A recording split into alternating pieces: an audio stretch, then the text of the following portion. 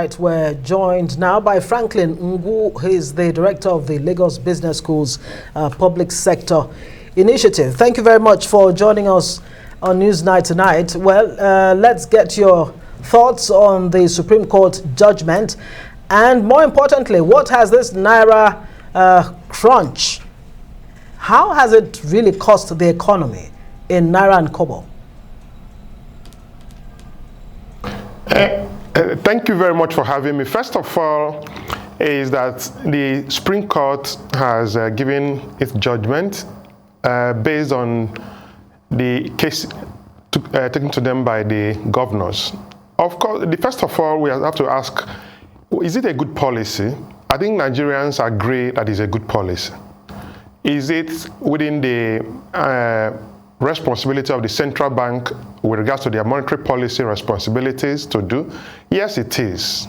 In terms of the way they did it, maybe there are areas of improvement. So I believe that what Supreme Court did, based on what we read today, is not that they stopped it, it's not that they cancelled it. What we got from what they said is that it should be extended, and the old notes and the new notes should continue to be legal tenders until December 31st. Of course, reactions from Nigeria will be positive. It depends on who you speak to. For the ordinary people who depend on cash on daily basis, in terms of their daily engagement, of course they will be happy. Those who selling tomato, bus drivers, conductors, and all that. However, are there merits in the policy? Yes, of course, the CBN told us earlier on that there are certain reasons why they brought out this policy. And is it due to be done? Yes, it's due to be done.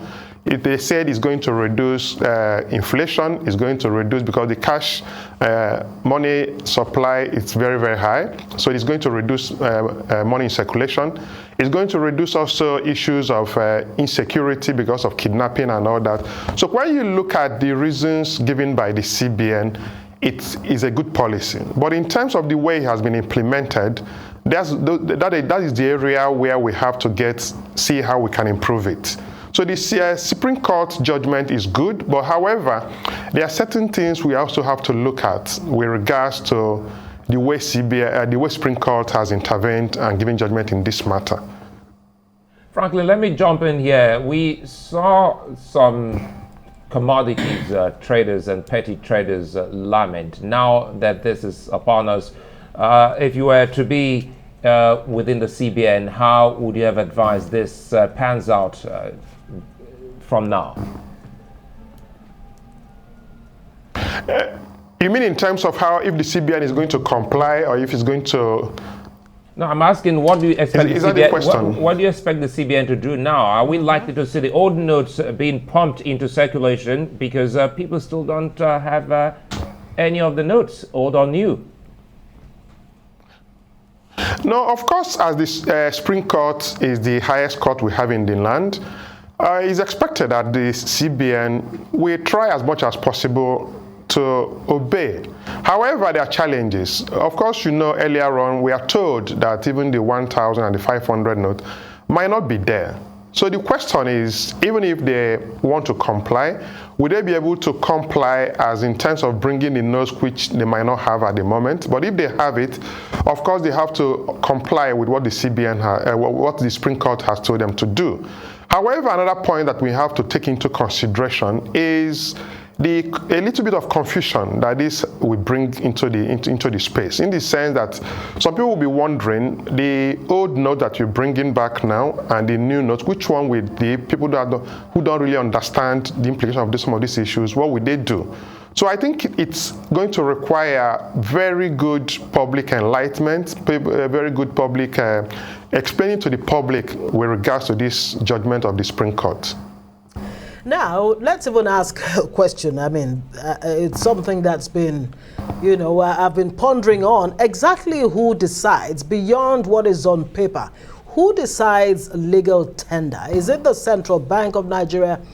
Is it the people, or is it the courts? I mean, now that the court has ruled, the Supreme Court has ruled that all currencies should remain legal tender until, December 31. What if the people, don't have that confidence to transact in the old Naira notes? What happens then? You know that in terms of governance indicators, particularly rule of law, regulatory quality, and government effectiveness, Nigeria is not doing well in any of these indicators. So that gives you an idea of the confusion I'm referring to. So in terms of who should actually determine this is the CBN. However, I'm surprised actually that the Supreme Court on their own has now extended the date and said January 31st.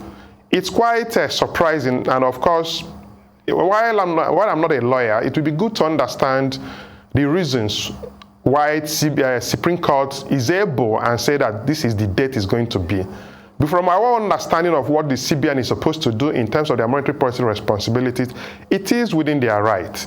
However, and if you ask question now, when the CBN increases interest rate or reduces interest rate, will the governors go to court and say, no, we want this interest rate to remain at where it is, as advocates of good governance, as advocates for better society? Or when the CBN maybe removes the MD or CEO of a bank, will the governors go to court? So it just tells us the challenge that we're having in Nigeria with regards to rule of law, regulatory quality, and government effectiveness. I was thinking that as we believe that it is within the confines of the CBN to do that maybe the CBN will have said that that Supreme Court would have said that the CBN should go back and do the proper thing and allow Nigerians to give them more room to bring back the old notes. This idea of now on their own putting a date to it and now telling CBN to respond. So the question to Nigerians would be, who is now responsible for monetary policy? Is it the CBN or is it the Supreme Court? Who is now responsible for fiscal policy? Is it that even when they have the CBN said that Supreme Court said that the CBN is an agency of the government, and that means they are supposed to come. So there are a lot of confusion, which I think the government needs to really, in terms of the three arms of government, needs to come together and create more synergy and more harmony so that they don't really confuse Nigeria, because this has implications for the economy in terms of social issues, economic issues, even other factors that need to be considered. Because we missed out on something that I think it's till 31st December to run concurrently with the old and the new, to run concurrently till the 31st of December. Quickly here, now the information that should go around, talking about sensitization, how best do you think the country can handle this? I think as I said earlier on, it's a bit confusing. It doesn't give the right signal of stability, of coherence, of good synergy across the different stakeholders.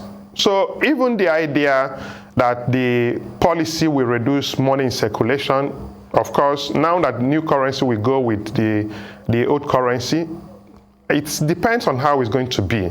However, what I expect the CBN to do, and also the federal government, is to see how they can give signal that there is one government, is not a government fighting within itself, whereby the governors is taking the federal government to court, the Supreme Court is coming to question what the CBN is doing, and all that. So it's it's not a good time for Nigeria to be having this kind of situation, especially now that we are even moving into, we are in a transition.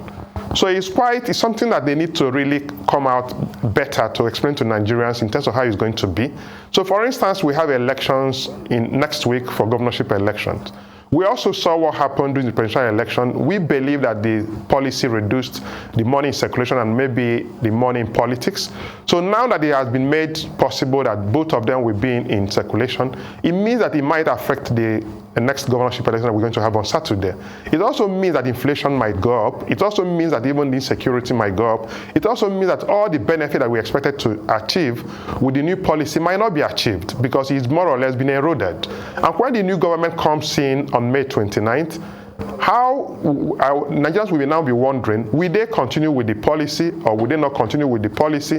Will they have new information that will say, oh, this policy is a better one? What then happens to the old currency? So it's a lot of confusion, which I think is very, very wrong. And also for the governors, I think that they're supposed to more or less do better than the way they also help to create this confusion. In terms of when it was noted that Nigerians, we have about 135 million Nigerians in multidimensional poverty, why didn't they go to court? When interest rate goes up, why didn't they go to court? The idea of choosing the issues to go to court also shows that there's a challenge in terms of our governance situation. Yeah, we'll have to leave it there. How cost effective would it be if the central bank has to print the old notes? That's a question that's hanging. Chinonye Obiagu is Senior Advocate of Nigeria. Thank you very much for joining us.